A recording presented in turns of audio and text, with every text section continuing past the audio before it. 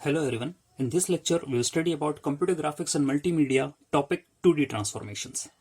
So, why do we need transformations and what do you mean by a transformation? Okay.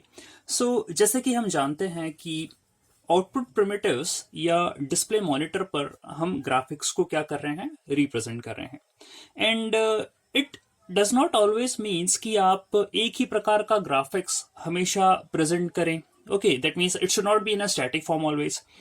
Definitely you need to do some changes in that.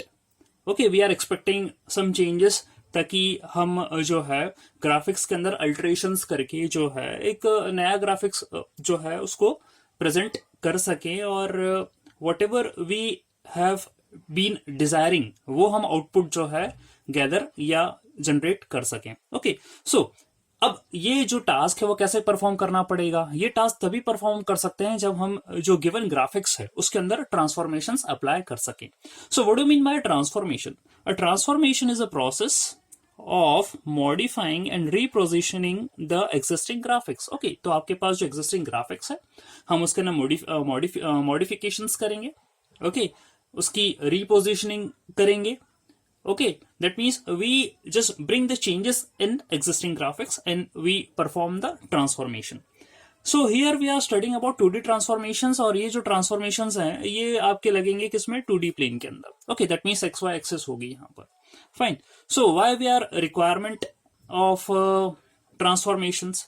See, कई applications हैं जहां पर हमें transformations की जरूरत पड़ती है and that we need for altering और मैनिपुलेटिंग द डिस्प्लेस. ओके, हमें जहां पर ये अल्टरेशंस परफॉर्म करना है, मैनिपुलेशंस परफॉर्म करना है, वहां पर हमें जो है ट्रांसफॉर्मेशंस की जरूरत पड़ती है and these are helpful in changing the position, size, orientation and shape of the object. Okay, जो भी हम ऑब्जेक्ट लेकर चल रहे हैं इनिशियली उसका position, size, orientation that means angle and shape and size जो है वो उसको चेंज करने के लिए हमें ट्रांसफॉर्मेशन लगेगा. Okay, so it has also been used for the modeling of the object. That means हम क्या कहना चाह रहे हैं, you are being given an object. यदि हम रियल वर्ल्ड की बात करें, रियल वर्ल्ड ऑब्जेक्ट है, उसके कुछ रेस्पेक्टिव कोऑर्डिनेट्स हैं and we want to present it on the computer graphics. Okay, उसको हमें स्क्रीन पर प्रेजेंट करना है तो कैसे करना पड़ेगा? That means we will look for its coordinates on computer and उसका जो भी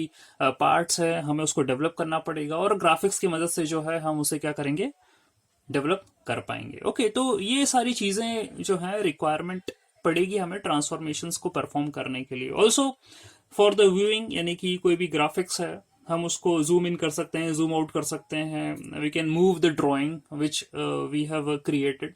ओके, एंड डेफिनेटली एनिमेशंस करने के लिए भी, that means if you want to include special effects in the present graphics, तो ये सब जो भी आपके यहाँ पर पॉइंट्स मेंशन करे गए हैं ये आपको ये बता रहे हैं कि why we require transformations. Okay, तो if you talk about the 2D transformations, जैसे कि मैंने यहाँ पर 3 फिगर्स बनाए हैं. एक कोई पॉइंट है जिसको अपनी जगह से दूसरी जगह पर ले जाना, ये भी एक ट्रांसफॉर्मेशन का हिस्सा है. Okay, and that means relocation कर दिया हमने यहाँ पर. And if there is a square, जैसे कि यहाँ पर हम देख रहे हैं, यदि हमने इसके साइज को अल्टर कर दिया और साइज को एनलार्ज कर दिया तो ये भी एक ट्रांसफॉर्मेशन है. ओके, तो साइज को बढ़ाना घटाना ये ट्रांसफॉर्मेशन के अंदर आता है. देन जैसे कि ये कोई पॉइंट है यहाँ पर, ओके, एंड उसको हमने रोटेट कर दिया है क्लॉकवाइज डायरेक्शन में और उसकी नई पोजीशन यहाँ पर कुछ ऐसी आ गई है, तो ये भी एक ट्रांसफॉर्मेशन है. दैट मीन्स हमने ओरिएंटेशन चेंज कर दिया है. ओके, या हमने उसका एंगल जो है वो क्लॉकवाइज डायरेक्शन के हिसाब से जो है चेंज कर दिया है. तो ये कुछ ट्रांसफॉर्मेशंस हैं. फाइन, तो जैसा कि हम बोल रहे हैं we require transformation in order to produce new graphical objects. Okay, और ग्राफिक्स को हम आपके आउटपुट प्रिमिटिव्स या स्क्रीन पर दिखाते हैं पिक्सल्स की हेल्प से. That means your complete screen is divided into grid of pixels. Okay, और पिक्सल्स जो है these are picture elements.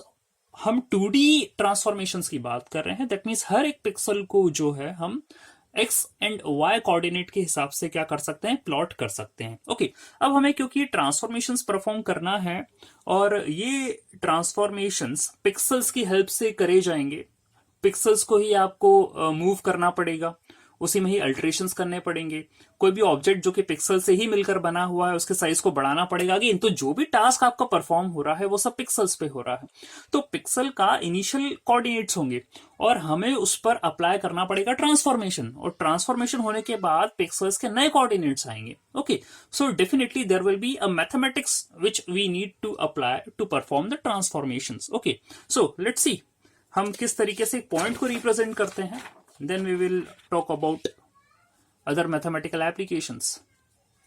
So if you talk about the point representation here, for example we are having xy coordinate, या हम ये कहें कि pixel से को जो है हम xy से रिप्रेजेंट कर रहे हैं, तो यदि हमें उसको मैट्रिक्स फॉर्म में डिनोट करना है तो हम कैसे कर पाएंगे?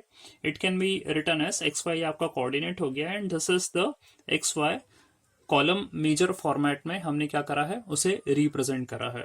सो either you can represent X Y in a column major, either you can represent X Y in a row major. Okay, यदि रो मेजर में करना होगा तो हम इस तरीके से इसको लिख सकते थे। ओके, किसी भी फॉर्म में हम जो है इसको रिप्रेजेंट कर सकते हैं। मैंने यहाँ पर कॉलम मेजर के फॉर्म में, मैट्रिक्स के फॉर्म में जो है इसे यहाँ पर पॉइंट को रिप्रेजेंट करा है। और हम जो भी कैलकुलेशन करेंगे, क्योंकि ये पूरे ट्रांसफॉर्मेशन में मैट्रिसेस जो है बहुत इंपॉर्टेंट रोल प्ले करेगा। ओके, सो किसी एक पॉइंट को यदि आपको रिप्रेजेंट करना है मैट्रिक्स के फॉर्म में, कॉलम मेजर के फॉर्म में, तो आप इस तरीके से जो है वो कर सकते हैं। फॉर एग्जांपल जैसे हमने यहाँ पर लिया है 2.1 4.8, तो इस तरीके से जो कॉलम मेजर में है हम उसको रिप्रेजेंट कर सकते हैं। Okay, so for example now if you just see matrix in the vector forms, जैसे आपको X and Y initial coordinates थे। ओके, इसको हमने मैट्रिक्स के फॉर्म में रिप्रेजेंट करा, and if you want to bring some changes in X and Y and the new coordinates are X dash and Y dash. Okay, तो वो आपको कुछ इस तरीके से यदि मिल रहे हैं, X dash Y dash equal to A B C D, this is a transformation matrix. Okay, ये आपको ट्रांसफॉर्मेशन मैट्रिक्स मिली है that we are applying on initial coordinates X and Y. तो इस तरीके से जो है हम मैट्रिक्स फॉर्म में रिप्रेजेंट कर सकते हैं, जहां पर आपको इनिशियल कोऑर्डिनेट एक्स वाई दिए गए हैं, ट्रांसफॉर्मेशन मैट्रिक्स आपने ये निकाली है। अब वी विल सी कि ये ट्रांसफॉर्मेशन मैट्रिक्स जो है आपको कहां से आएगी, आप किस प्रकार का ट्रांसफॉर्मेशन अप्लाई कर रहे हैं और उसमें कौन सी वैल्यू सब्स्टिट्यूट करी जाएगी, we will see further. But अभी जैसे कि हम बताते हैं यहाँ पे कि आप पहले ट्रांसफॉर्मेशन मैट्रिक्स लिखेंगे, और क्योंकि हम इसको अप्लाई कर रहे हैं एक्स वाई पर, ओके, तो इस तरीके से जो है इसको हमें लिखना पड़ेगा, and then we will get X Y dash as the new coordinates. Okay, and यदि मैं इसकी वेक्टर इक्वेशन की बात करूं तो we have to perform matrix multiplication, जो कि सिंपली इस प्रकार से हो सकता है a into x b into y. Okay, so x dash is equal to a x plus b y and Y dash is equal to c x plus d y. Okay, so matrix multiplication plays a very important role here. Fine, तो इस तरीके से x dash Y dash की vector equation जो है वो हम निकाल सकते हैं। From matrix we are writing the vector equation here. अब यदि हम एक कोऑर्डिनेट और जोड़ दें यहाँ पर, x dash Y dash and z dash, ये तीन कोऑर्डिनेट्स हो गए हैं आपके, और यदि आपको गिवन ये वाले कोऑर्डिनेट्स हैं एक्स वाई जेड, तो और ये आपकी ट्रांसफॉर्मेशन मैट्रिक्स है। फाइन, तो इस तरीके से भी हम यहाँ पर मैट्रिक्स मल्टीप्लिकेशन करने के बाद एक्स डैश वाई डैश और जेड डैश की वैल्यू जो है वो कैलकुलेट कर सकते हैं। Okay, and this is identity matrix which we can write. Fine, if we are applying identity matrix here, यदि हम एक्स वाई को आइडेंटिटी मैट्रिक्स के साथ मल्टीप्लाई करते हैं, then we will getting the same result. Okay, that means x dash equal to x and Y dash equal to Y, ये हमें मिलेगा। सिमिलरली ये जो आपकी आइडेंटिटी मैट्रिक्स थी ये 2x2 की थी, and this is identity matrix given as 3x3। Okay, fine, तो हम मैट्रिक्स और वेक्टर फॉर्म में इस तरीके से जो है कोऑर्डिनेट्स को रिप्रेजेंट कर सकते हैं।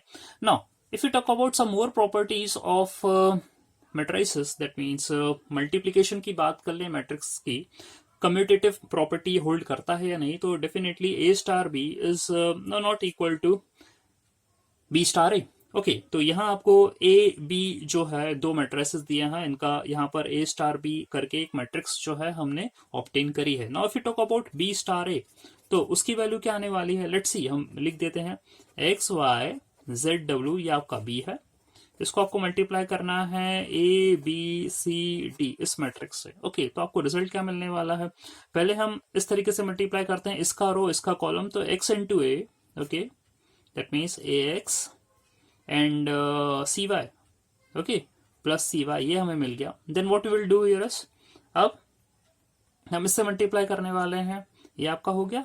Then we will get bx and dy. Okay, now अब हम इसका मल्टीप्लिकेशन करते हैं. We will get az, okay, and cw, fine, and next we will get bz and dw, bz and dw. Okay, so जैसे हम compare करें इन दोनों को तो डेफिनेटली ये बिल्कुल भी इक्वल नहीं है. एज वी नो दैट कि प्रॉपर्टी ऑफ मैट्रिक्स से बोलता है कि वो कम्यूटेटिव नहीं होता है. Now if we use identity matrix here, so what we will get. Okay, does it imply the same thing? Okay, तो जैसे हम मैट्रिक्स में आइडेंटिटी से मल्टीप्लाई करते हैं, that means a dot i equal to i dot a, ये होता है या नहीं? सो जैसे यहाँ पर a डॉट आई लिखा है, इसका रिजल्ट क्या आने वाला है? a.